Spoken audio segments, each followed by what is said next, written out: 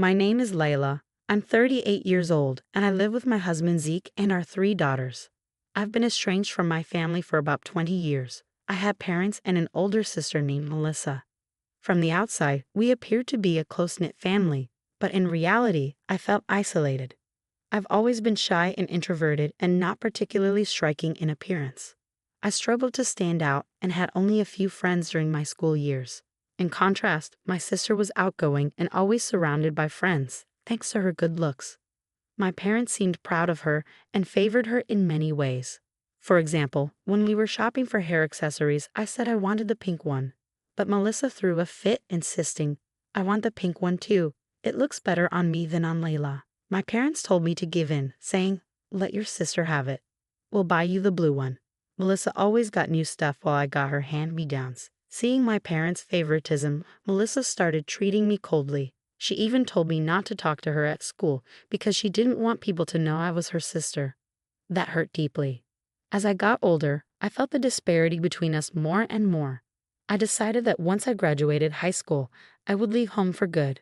Melissa went to an expensive private college and my parents struggled to pay her tuition. They told me, "We can't afford to send you to college. You'll have to figure it out yourself." I had no plans to go to college, so I told them I would move out and find a job after high school. They didn't seem to care. In fact, they even asked me to send them money once I was settled. I finally snapped. "After all these years of favoring Melissa, now you're asking me for money? I'm never coming back." My dad yelled at me, "After all we've done for you, how dare you talk back? You're dead to us."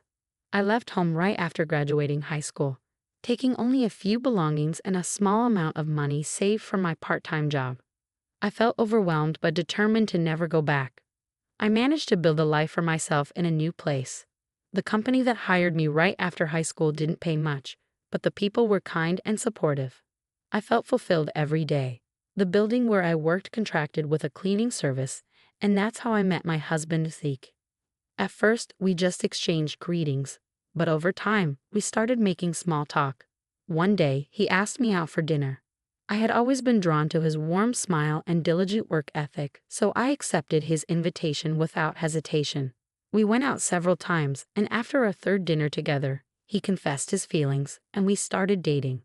My relationship with Zeke was going well, and on our third anniversary, we decided to get married. I thought it might be time for a family meeting, even though I wasn't thrilled about it. So I contacted my parents for the first time in years. Hearing their voices again brought back some memories. I told them about my upcoming wedding. "We only have one daughter, so what if you're getting married?" My dad's response was shocking. I was speechless and hung up the phone, tears streaming down my face. Even my wedding news was met with such indifference from my own parents. Zeke saw me crying and came over, comforting me with a gentle touch on my back. I told him about the phone call, and he looked sad. "Don't worry, Lee. You have me now, and my parents are thrilled you're joining our family." He hugged me tightly. That's right, I'm not alone anymore. I decided to focus on the positive and enjoy my life going forward. My in-laws were incredibly kind, much warmer than my own family.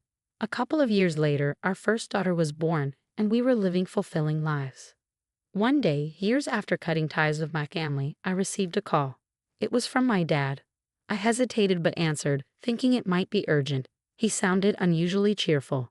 "Hey, Layla, how have you been?" my dad asked. "I'm doing well. I have a daughter now," I replied. "Never mind that. Your sister is getting married." I was shocked that my news about having a child was dismissed so easily, but I kept my composure. "That's great news. Congratulations," I said. My dad seemed pleased. "She's marrying a wonderful man, a businessman who owns several companies." Then came the unexpected invitation. "There's a wedding in 2 months. You should attend." I couldn't believe how insensitive he was. When I got married, the only people who celebrated with us were Zeke's family. I couldn't even invite my own family. Why should I attend my sister's wedding when you couldn't even offer me a single congratulatory word on mine? I asked. My dad replied, annoyed. It would be embarrassing if her in-laws thought she had an uncouth sister who couldn't attend her own wedding. "Make sure you come." He quickly told me the venue and date, then hung up. I felt somewhat obligated to attend. So I decided to go alone, leaving our daughter in Zeke's care.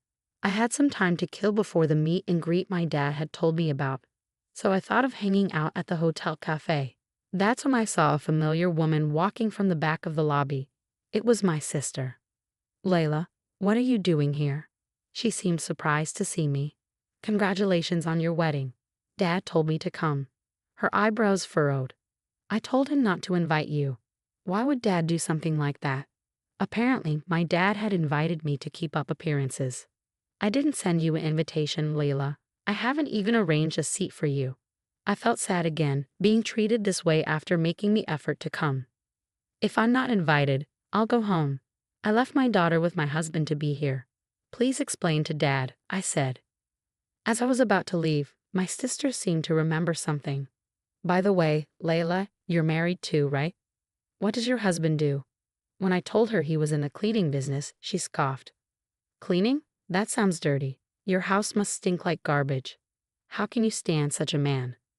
I lost my temper. "Stop insulting my husband's job.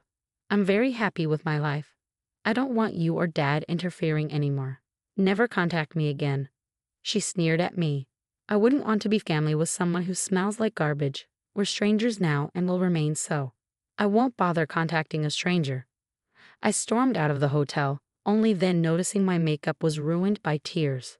I had traveled 2 hours to the venue only to leave within 30 minutes. When I got home, my husband and daughter greeted me with smiles and I broke down again. Seeing my face, my husband seemed to understand. "You're home, Leela. This is where you belong," he said, hugging me. Our young daughter smiled at me and their warmth made me cry out loud. I hugged them back. I decided to forget about my dad, mom, and sister.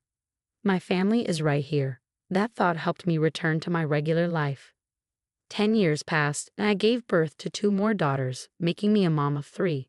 I had left my job after my first daughter was born, but returned to work at the same cleaning company as my husband when things settled down. One day, while doing a big year-end cleaning at the office, I came up with an idea for a cleaning tool. I casually mentioned it to my husband at home, and he loved it. The idea quickly spread within the company, and they decided to turn it into a product. I was actively involved in the project, and the cleaning tool, packed with insights from a homemaker's perspective, was a big hit. It became a hot topic online and in magazines, and for a while, we couldn't keep up with the demand. The business grew so much that we decided to create a subsidiary for the manufacturing and sales of cleaning products. And guess what? I was chosen as the CEO of the new company, with strong support from everyone. The company has grown into a $10 million business. I'm busy with work, and sometimes household chores take a back seat, but my husband and daughter support me, and we're living a busy yet happy life. However, something happened that would change all of this. The other day, a TV segment featuring me aired. It was a 20-minute segment on a lifestyle show covering my background and how I came up with my product. Thanks to that, inquiries increased, and I was busier than ever. One day, I arrived at the office and was handed a note with a callback number. Someone had tried to reach me. I thought it might be another interview request, but when I looked at the number, my breath caught. It was my sister. I had blocked her and my parents' numbers after the wedding fiasco. She must have called the office after seeing my success on TV. I was wary. I debated calling her back, but decided to do so to avoid further disruptions at work. "Layla, long time no see," she greeted me casually. Annoyed by her casual greeting, I asked what she wanted. "You seem to be making good money now. How about helping us out a bit?" I was even more irritated. "Why would I do that now?" She retorted, "Don't act so high and mighty just because you're successful. My husband can make way more money than you if he had the capital. So give us some investment money." "There's no reason for me to invest in your husband's business. Don't call me again." I hung up furious. The call drained me emotionally, bringing back unpleasant memories. Just as I was trying to refocus on work, another call came in. This time, it was Dad. "Why won't you help your sister financially? She's your only sister," he yelled as soon as I picked up. "Have you forgotten what happened at the wedding? After all that, you expect." He cut me off. "Stop bringing up the past. That's why you're so gloomy." I was dumbfounded by his audacity. "My family consists of my loving husband and daughters. You're not my family anymore. Goodbye." I hung up, ignoring his protest. I thought that was the end of it, But I was wrong. My parents and sister showed up at my office. The receptionist was flustered as she came to get me. Showing up at my workplace is beyond inappropriate. Leave, I said. But Dad insisted. Come on, we're family. Let's continue our conversation from the other day. Not wanting to cause a scene at work, I contacted my husband, and we decided to meet them at home. The tension was palpable as both families gathered. I hate to be blunt, but you're here to ask for money, right? I don't have a single dollar for you. I took the lead. They laughed as if I was a joke. We're your blood relatives, Layla. If you're making money, we have a right to some of it, my sister said, and her husband nodded. With some financial help, I can run a business much more successfully than you. My brother-in-law spoke down to us. His rudeness confirmed he was cut from the same cloth as my sister and parents. The only connection I have with you is blood. I have no reason to help someone who's essentially a stranger to me. I tried to keep my voice steady, but anger made it quiver. Then let's stop being strangers from today. We'll be family again, my sister said almost mockingly. Just as I was about to retort, my husband gently placed his hand on my shoulder and stood beside me.